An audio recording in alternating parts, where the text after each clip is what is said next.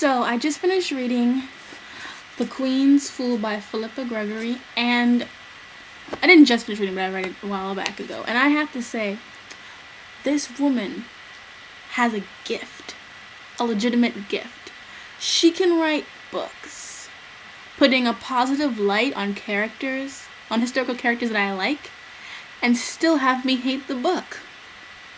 How does she do it, ladies and gentlemen? How does Philippa Gregory manage to write history, demonizing characters that I hate, and exalting characters I like, but I still hate her work? How does she manage to get this done, ladies and gentlemen? I ask you.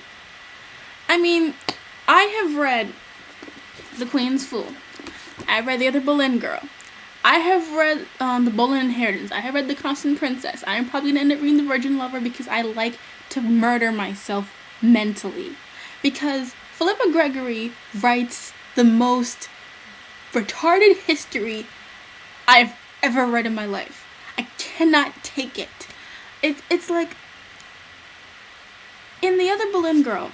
Now, while I don't hate Anne Boleyn, she's not my favorite. And I always get sick and tired of her always getting all the attention in every single historical fiction book about Henry VIII. Like, yes, I know she's important, but so is, Catherine. Let's hear some more about her since she's the first wife and had the longest marriage. So I was happy to see a book from, someone else's perspective, like Mary Boleyn. I was like, okay, that works. I would like to know more about her. What did they do? They turned Mary Boleyn from historically being known as the great prostitute to this sweet, innocent virgin girl in the beginning of the book when she gets married to Carrie. And I was just like, what is this? And then what she continues to do with Anne Boleyn was just the most disgusting, disgraceful thing to her memory. Because while I may not love her, some Anne Boleyn fans and the Team Boleyn people might do, I have respect for Anne Boleyn. And to have her say that Anne Boleyn had incest with her brother, because it wasn't like in other books where it's implied that where it said it's bullshit. In this book, it was implied that she did commit this, and I feel of all the things that Anne did to herself to make her unattracted to the king, this was just something that she pulled out just to be controversial, and it was disgusting to me because we know she didn't do it. We know there's no way she would have sex with her brother. No way. And then we have, the Boleyn Inheritance. That was the best book that she wrote, but still she managed to just do the bare bones of every single character in the book. She spent so much time trying to make a broad thing of, Lady Rochford, Anne of Cleves, Captain Howard, that she didn't develop any of them. And she made Kitty Howard even more to be a stupider fool than she actually legitimately was. And the Constant Princess. She made Catherine of Aragon into a liar. She made Henry VII into some perverted old man.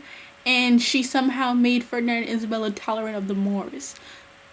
She's amazing, ladies and gentlemen. She is amazing, Philippa Gregory. She is legitimately amazing. And then she comes in this book, The Queen's Fool.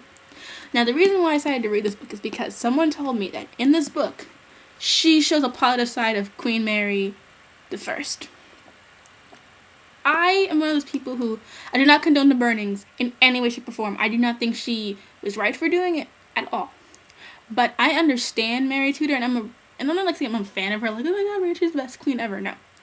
But I pity her, and I like her pre-becoming queen, and pre the burnings. When the burnings come, you're kind of insane. But pre the burnings, I'm a big fan of Mary Tudor, and I want to look forward to reading this book and seeing them show how Mary became during her queendom, becoming that murdering psychopath that she ended up becoming.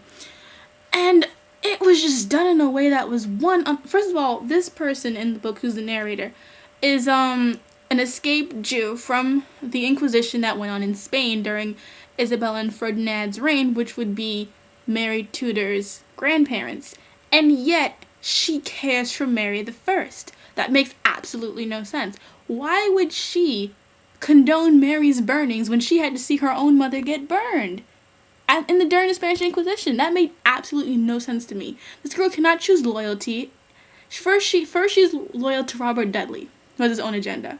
Then she's loyal to Queen Mary, who's, separate from Dudley's agenda. Then she's loyal to Princess Elizabeth, who's the other one. And oh my God, what did they do to Elizabeth? What did this woman do to Elizabeth? She must hate the Boleyns. She must really do, because, mind you, as a queen, Elizabeth was fantastic. She's a great queen. Not gonna take it from her. Personality wise, I don't really care for her. You know what I'm saying? But they made her into a dumb little slut who giggles a lot, and it was annoying me. I'm like, this is not in any way, shape, or form Elizabeth Boleyn Tudor was one of the most intelligent young women of her time. She was probably maybe like a few down from Lady Jane Grey herself. And did they bastardize her in this book? I was disgusted every time she came on, because I was just thinking, she's just gonna destroy her. She's destroying one of the greatest monarchs in English history for what?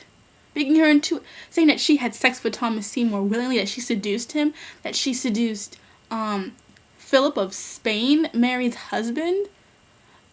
What is this woman trying to do? That's why. So I want to know, who out there is fans of this woman? Who legitimately enjoys what this woman writes? Because if I separate all the history from it, I can read the whole thing. This Philippa Gregory, if she could just not write about historical events, I would be like her biggest fan, because her writing hooks me in, and I'll be reading it. But I'll be getting angry because I know this is ridiculous, but I have to finish it. It upsets me. It upsets me so much, because she does this in every single one of her books. She twists characters to fit her own agenda, but giving no consideration to their actual historical characteristics. I am sorry, but if you want to say that Catherine of Aragon, one, lied about everything, about her consummating her marriage with Arthur, you have to take into consideration she was extremely pious. She swore on the host, to her immortal soul, that she did not have sex with Arthur. How could she lie about that? If that's what happened in real life, she swore on Christ that she did not sleep with him. She could not lie about something like that, putting her immortal soul at risk. What's wrong with you, Philippa Gregory? Why can't you just do research? Why do you have to make me angry?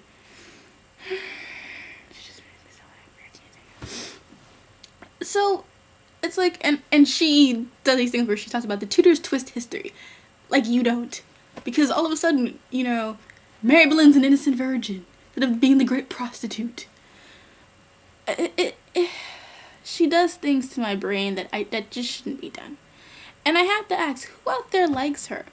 This is by Philippa Gregory, love her or hate her.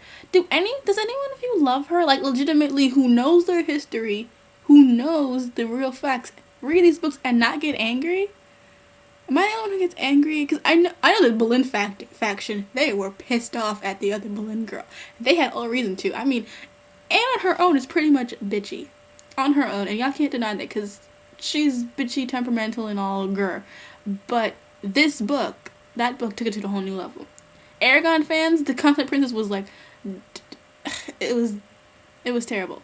And then this book, she doesn't put any of the responsibility on Mary for the burnings, because historically speaking, Mary used to counsel people, and even felt himself were against the burnings, and yet they're saying that they were promoting it, and they're trying to push her to do it more and more, and they didn't give her the real blame that I feel she deserved, because while I do understand how Bloody Mary became Bloody Mary, she still killed 250 something people.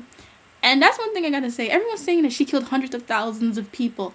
Where are you getting these hundreds of several hundred people from? She killed 250 something people. Get your facts straight before you say those things. But yeah, I'm gonna end up reading more Philippa Gregory's books, even though I don't want to. So I had to ask, does anyone out there really like her?